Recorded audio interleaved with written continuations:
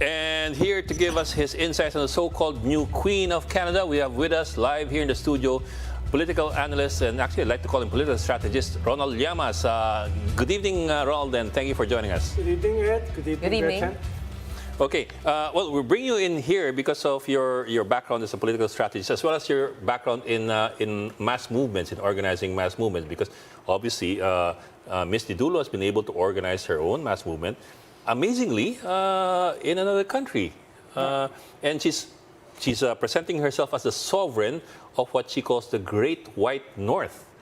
Yes. Well, obviously her ethnic background is not white, which is amazing. Which is amazing. But actually, that's what I want to go into. How was she able to do that? Yeah.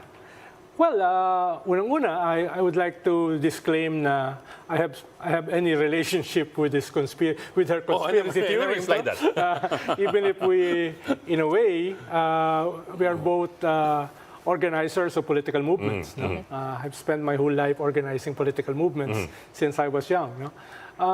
What makes the Romana Didulo example dangerous is that it is not an isolated case. No? She admits that she's a believer in the American conspiracy theories based on QAnon, no? Which was established or which was created in 2017. Ostensibly,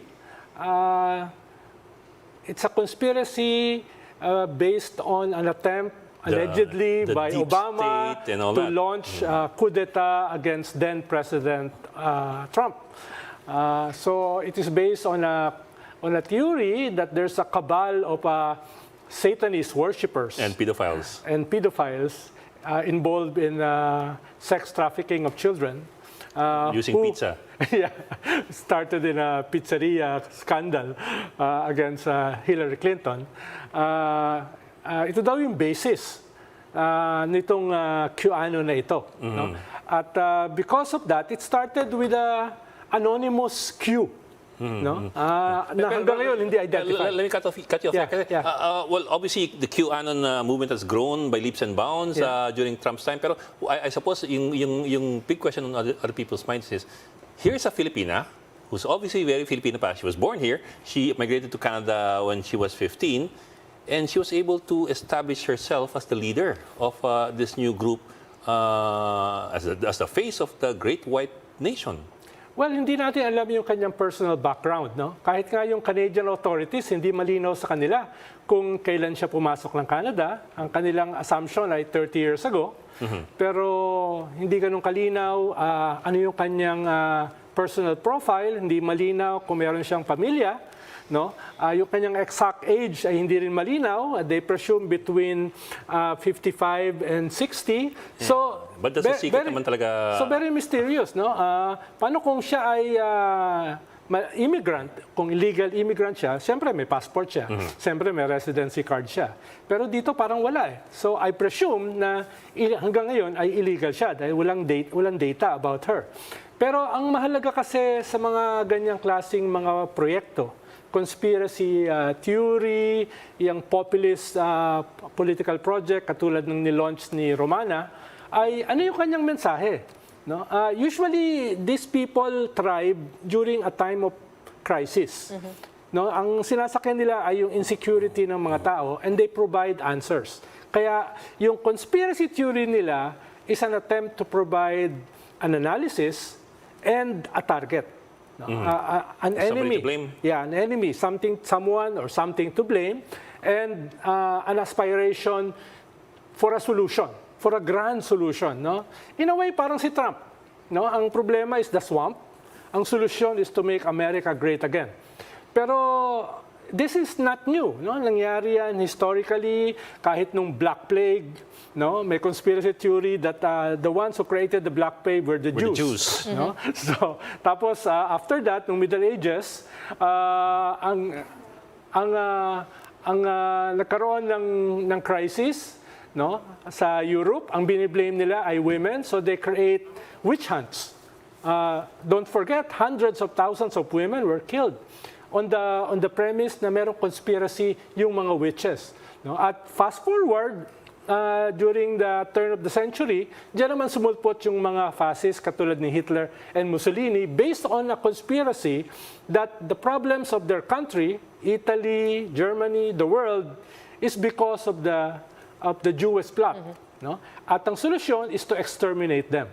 No? So, ang question ko po dito, sino po yung kaaway? Kasi may kaaway doon, Jews ang kaaway. Dito naman, sino po yung kaaway? And you were mentioning a while ago, dogma, related to American politicians, but they're in Canada. Yeah. And how does that link to each other? And just to supplement that, I guess, with information, sinasabi rin niya na utilities are supposed to be free, taxes should be optional. Sinasabi din ni Didulo na all debts have been wiped clean. She's also an anti-vaxxer. So how does this all fit and appeal to the Canadian followers? First of all, yung QAnon conspiracy is now global. Hindi na lang siya US or Canada. Meron na rin siya sa Europe. May kilala mga Pilipino na, no? Posible, dahil meron tayong Proud Boys dito eh. No? Yeah, merong chapter sila dito ngayon. No? So, siya ay global na. No? May iba-ibang permutations. May iba-ibang personification. Si Romana is the personification sa Canada. No? Ikalawa, ay ang basihan niya ay yung mga problema ng mga Canadians. No? Na-embellish na. Nabanggit mo nga, Gretchen, problema sa taxation, problema sa mortgage, no? Problema sa mga pulis, no? At ngayon, problema sa COVID. No? Kaya nga, ang sinasabi ni Romana, yung magpapaturok, yung magtuturok ng vaccine, no? Yung magpapatest, no? Ay pwedeng parusahan ng kamatayan. No? A death penalty, yung kanya pinopropose. Yeah, meron din siya sinasabi na violent statements that if you don't follow or if you don't follow her edicts, you can get removed and blocked from the Telegram pages. I mean, it's kind of ludicrous. Why do you think people still Yes, dahil sabi niya, nagdeklara siya ng martial law sa Canada. Di ba? Yun ang sinasabi niya. Kaya pwede niyang gawin itong mga napaka-nakakatawa na mga proposal nito. Pero mas ang problema ay baka gawin ng kanyang followers. No? I'm not sure gaano kalaki yung kanyang following. Ang sabi, merong 70,000 subscribers. No? They're not necessarily followers. Yung mga gatherings niya, hindi naman umaabot na 1,000 pa eh. No? It's just... Talo pa ni Ed Lingaw. At most a couple of hundreds. No? At most. So hindi pa sila... Ang mas ngayon, ang tingin ko is the media hype. Dahil parang nangyayari ito sa Canada. No? Pwedeng mangyari yan sa US, no? Where people are supposedly so polite. Yeah, Canada is supposed to be the European yung standards in terms of education, social welfare, immigration laws, no? So they're not very violent, no? And they're not very racist, no? Hindi ganun kataas yung level ng racism at saka kaya nung lumabas siguro si Romana ay parang what? No? So for now, it's not like QAnon in the US, which lumawak na to some extent na pwedeng magpanalo ng presidente. No? Pero because it happened in Canada, then it became very volatile, very high profile. No? Pero for now, I will doubt yung influence niya sa Canadian society. How seriously should we take her? Marami sa mga movement na ganyan, nagsimula rin namang maliit eh. Nagsimula rin insignificant eh. Eventually, because of a confluence of events, halimbawa ngayon, technology, social media is expanding the possibilities of these fringe groups. They become no longer fringe, they become mainstream because of technology. No? Kaya mas ang delikado ay yung anong gagawin nung kanyang mga followers. I-implement ba niya yung proposal niya na kailangan parusahan or patayin ang mga magpapabaksin? No? Kailangan ba ay i-arestuhin nila ang mga pulis dahil illegal to mga to? Kung gagawin nila yan, naalala mo yung panahon mo, Ed, yung lapi ang malaya, yung lumusob sa Malacanang, nung panahon ni Marcos, di ba, namassacre sila dahil combination na ng Rizalista. Kailan man yun na matanda ka sa... But let me ask you this. We're running out of time, pero let me ask you this. The reason we also brought you here is because the default of most people when it comes to stories like these is to laugh it off and dismiss it. Yeah. But obviously, authorities in Canada are paying attention. They're taking this very seriously because of on several levels, and because of many things. In fact, it came out in so many media outlets already. The concern over this. So, how should we look at these things? How should we react to these things? Again, the default is to laugh at it. I agree na dapat seryosohin ito. No? Kahit sa ating bansa, nakita natin yung political implications na ito. Nagkaroon tayo ng isang presidente na who projects himself as bigger than life, the Punisher, who will solve crime in 6 months, who will ride the jet ski and maglagay ng flag sa islands ng mga Chinese. So, hindi siya malayo sa ating karanasan. No? Dati, pinagtatawanan si Trump until he became president.